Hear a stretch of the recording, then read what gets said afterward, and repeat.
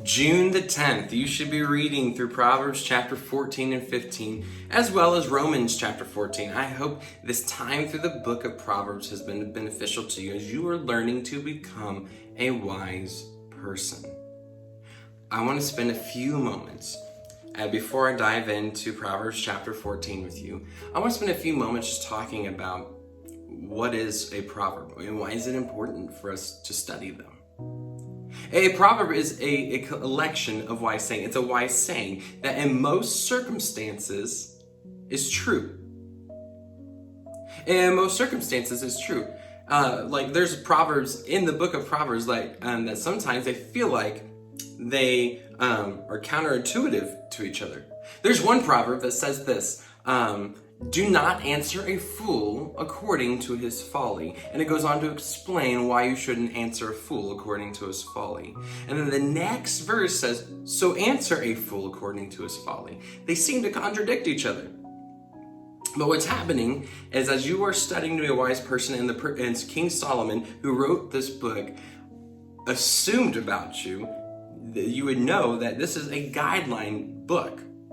A collection of wise sayings that when applied appropriately in the right circumstances works. So you and I need to learn when is an appropriate time to answer a fool according to their folly, and when is an appropriate time to just walk away and say nothing. Part of that comes from discerning the situations you're in. But because this is a guidelines book, because this is a collection of sayings, Solomon and other people who teach Proverbs sayings and wisdom assume that you're being taught by somebody. That someone's walking alongside of you, helping you discern when to use these situations so that you become a wise person. And Solomon goes on to add the caveat at the beginning of the book that the fear of the Lord is the beginning wisdom. If you really want to be a wise person, it only starts by loving God. Not a fear that's terrified, not a fear that's scared. It's a fear that's awe-inspired by the Creator you're serving. Do you humble yourself before Him and surrender yourself to Him? The fear of God is the beginning of wisdom. If you want to be a wise person, it has to start at the feet of Jesus, followed by having people walk beside you as you learn to follow after your God. Some other examples of how this works, right? It's not just in the book of Proverbs where they're general guidelines. We have some American proverbs we like, right? A penny saved is a penny earned. Works in most situations. It's a Benjamin Franklin proverb. Another Benjamin Franklin American proverb is early to bed, early to rise, makes a man healthy, wealthy, and wise. I know a lot of people who are early to bed and early to rise people who aren't always healthy, who aren't always wealthy, and who aren't always wise. Because it's a general guideline of how to live and learning to apply those things in the right circumstances.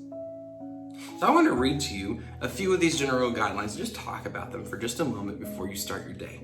In chapter 14, here's a few of the ones that I picked up, because if you read through chapter 14, it doesn't feel like they go together. Right? Maybe you're reading through this and you're like, man, I've read through Genesis, Exodus, Leviticus, and Numbers, and it has a flowing storyline. But then I got to chapter 14, it says things like, an honest witness does not deceive, but a false witness pours out lies. The mocker seeks, wait a second, I thought we were talking about a witness. Now we're talking about a mocker. And it's because you got to remember when you're reading through the book of Proverbs, it's a collection of wise sayings. So chapter 14 is also a collection of wise sayings. Some of them go together and some of them don't. Some of them are little points because they're memorable sayings. I want to talk about 5 of them today. Saying 1. Verse 2 says this, whoever fears the Lord walks uprightly, but those who despise him are devious in their ways. It's just a good general guideline. If you're following after God, and you are loving Him with all your heart, soul, mind, and strength, and you are awe-inspired by Him, you're going to be walking a godly path, or as the Bible puts it, an upright path. Usually when you're not walking that way, generally speaking, you're devious in your ways, is what the Bible would say. And the reason is your heart's corrupt.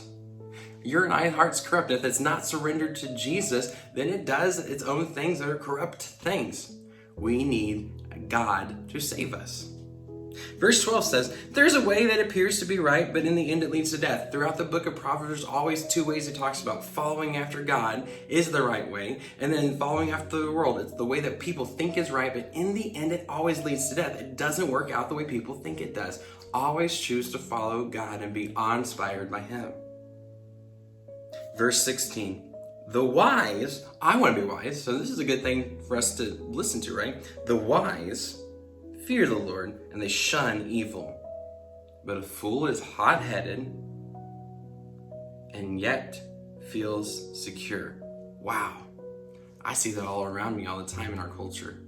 A hot-headed, tempered person who is being reckless in what they're doing, yet feels secure in their ways, and they don't know what's coming. And it's just sad. And it goes on to say next, and it's very similar. A quick-tempered person does foolish things, and the one who devises evil schemes is hated.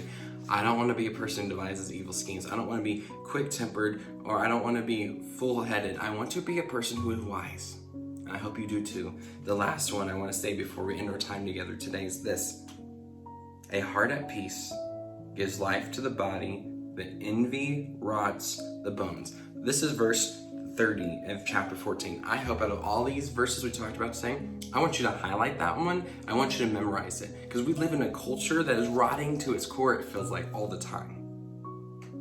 And we don't live at peace because we envy that or we want that, and we're so worried about everything else out there instead of putting our trust in our Creator and having peace in our God. I struggle with this too, so it's not just something I'm putting on you. We both struggle with this. We need to learn to put this verse into practice, that giving my heart peace so my body will rest. And peace only comes from Jesus.